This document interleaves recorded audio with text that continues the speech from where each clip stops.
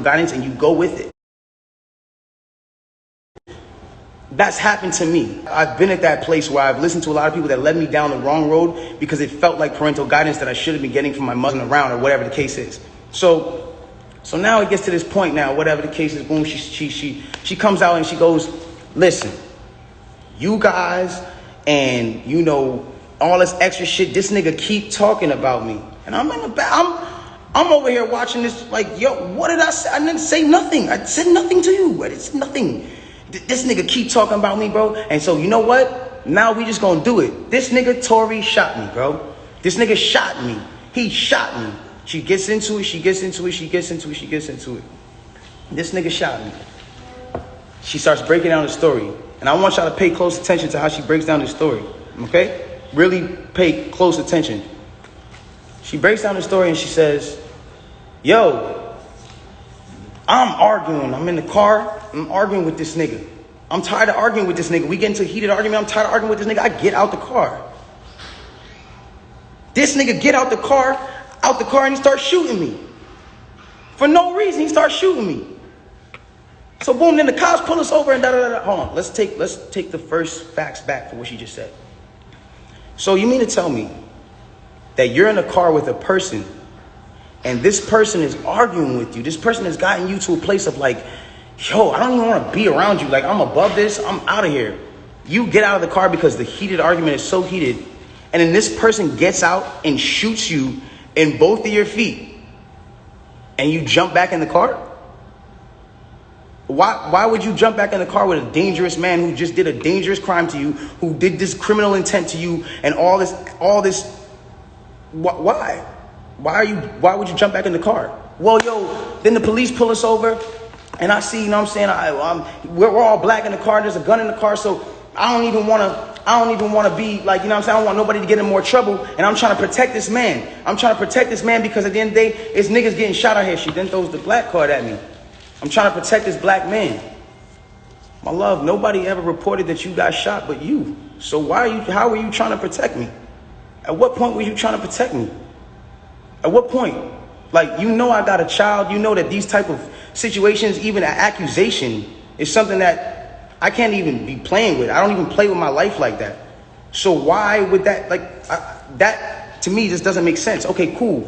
Yo, I lied to the cops. I lied to the doctors. Let me tell you why they saying there's glass in my feet, though. Because I lied to the cops. I lied to the doctors. I lied to this, that, and the third. Ladies and gentlemen, I need us to really understand what she's saying here. You mean to tell me that these medical doctors that are in an ambulance that work on-site injuries 24/7 for all day, that have to know every type of on-site injury, the specifications on the type of on-site injuries, so they can treat it right? You mean to tell me you lied to these people and they just treated you for glass when you had a bullet in you? If that's what you're saying, okay, I'll give you the benefit of the doubt. Let's just say they were dumb. You mean called for a gunshot in a Suburban or whatever the car was, found that same Suburban and found a gun in it, see you leaking and didn't check you for bullet wounds? I'll give you the benefit of the doubt and say they were dumb. You then further said, yo, I'm at cotton mouth like a motherfucker smoking on it. You then say, oh, well, I was trying to protect this black man, so I never said nothing. I didn't want them to shoot me. I didn't want them to kill me. Okay, but when me and Kelsey and Quan were over there being questioned, you were in a stretcher. No one is going to shoot you in a stretcher. You had plenty of time to tell the cops that you were in danger.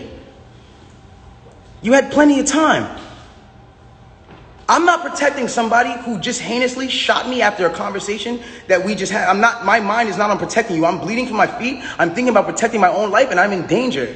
Why would you not say that with 2 feet bleeding from 2 bullet holes? From what you're saying? I don't understand that. And then there's this whole narrative of, you know, like, I didn't want to put this black man on, you know, I didn't want to get him in trouble. Like, you know what I'm saying? I'm protecting this man and he keeps talking. And so now, you know, he keeps getting his media team to start doing certain things to make me look incredible and to smear me. And to make him look good and to make it look like hold on. Ladies and gentlemen, have I been around in the last 3 months saying anything? Have you seen in the last 3 months one article that made me look good during this? One? Have you seen it? You haven't seen it nowhere. Because at the end of the day, my PR team is not out here playing with my jeopardy of my life and freedom. Y'all are doing this for the internet. This is my life. I'm the only person with the case.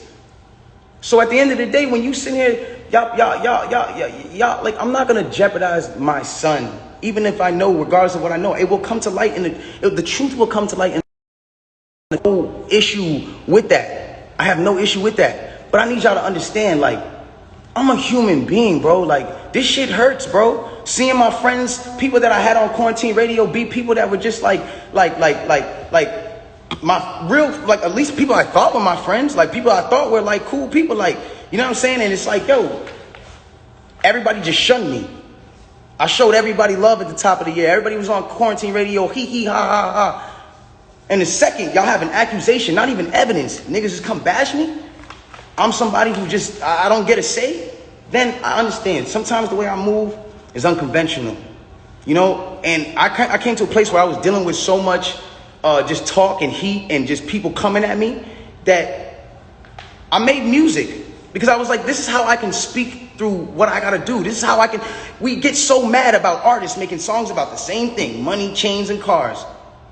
So when a nigga comes out and says his true passion, puts his true heart, his emotions, the pain that he's dealing with his baby mother, his child, when a nigga goes and does that and pours his emotion to the tape, or what, he wrong? I'm wrong? I get shunned off. They took me off of every single playlist.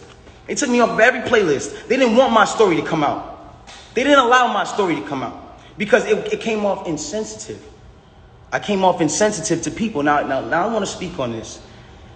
I don't ever want anybody to ever think that I've been insensitive to Breonna Taylor. I marched 9 days straight in Miami for her and George Floyd. I would never, bro, I've mourned this woman as well. And everyone said, listen, we're mourning a black woman today and you dropped an album? How dare the disrespect? Guys, let's bring this back. That day that I dropped that album, my mom, that was her birthday. And that was also the day she died. So I was also mourning a black woman, my mother. That meant a lot to me. My name is Daystar. I'm her youngest son. That meant a lot to me. And all I was doing was giving a truthful album about what I'm going through. And I thought that people were going to be able to hear it and feel me. But they didn't do that. And I don't expect, everyone to just jump into my side, because at the end of the day, I didn't deserve that for the way that I handled this. There's been insensitive things that I've done I apologize for. As far as me not talking to y'all, addressing y'all, coming to y'all sooner and saying, yo, bro, I ain't do this, my nigga. But y'all got to understand the reason why I wasn't able to do that. Once they made this an actual thing, I immediately called the lawyer and was just like, yo, what can I do here? Because there's times I was like, I'm going to just say the whole story right now. They need to know. No, you're not allowed to talk. I will handle that for you in the court of law. So at that point, it gets to a standpoint where it's like, my bad, my shit dries. But look, it gets to a point where it's like, I'm sorry that right now, like, this is getting me a little riled up. It's just like, I'm a human being, bro. Like, I feel what you niggas feel.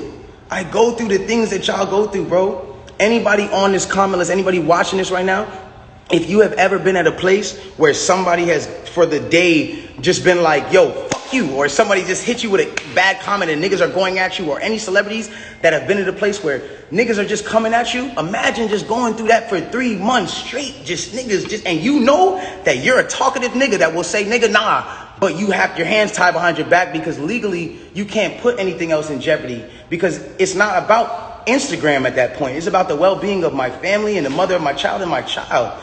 And at that point, I had to make a decision of whether or not this was more important, or Instagram likes and understanding of this, or whatever case was more important. Like, I've never been a person that's I've never been a person that's not expressed how he feels. There's things that I feel today, and I want y'all to understand something.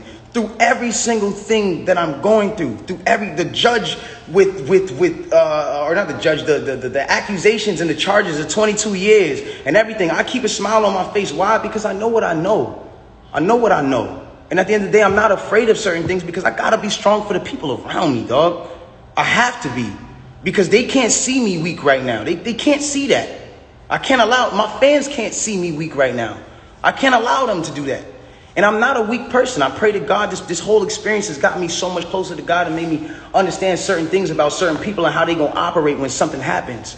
And it made me realize this is how people operate, and it's cool. You know what I'm saying? Like, this is another thing I wanna address on, and I don't care who looks at me, how they look at me. Like, my point of this is not to make y'all start bashing her.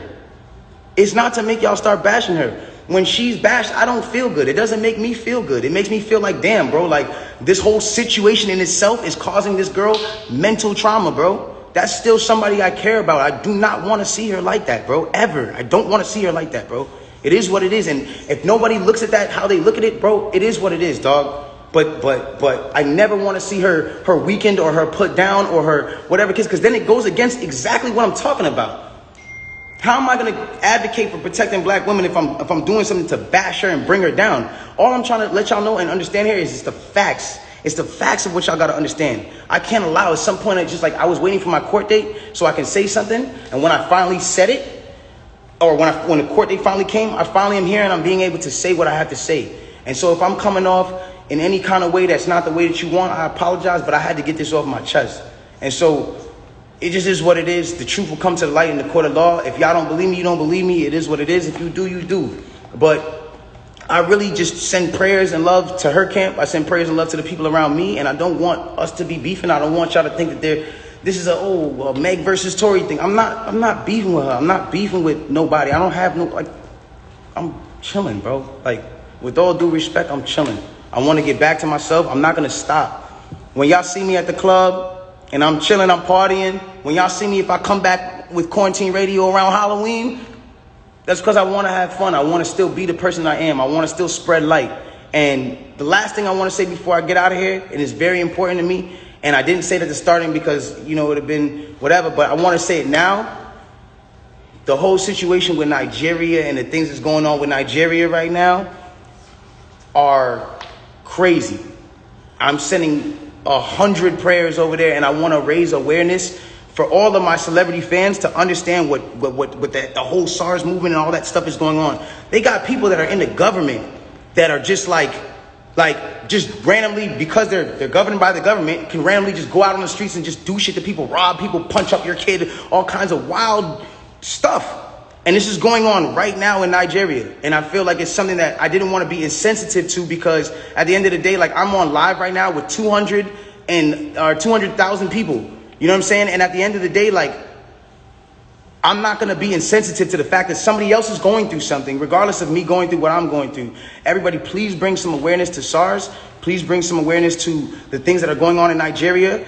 And let's do whatever we can do to help build Nigeria and bring our people back, because that's the motherland. That's where we all come from. In some sort of way, in the bloodline and the ancestry, that's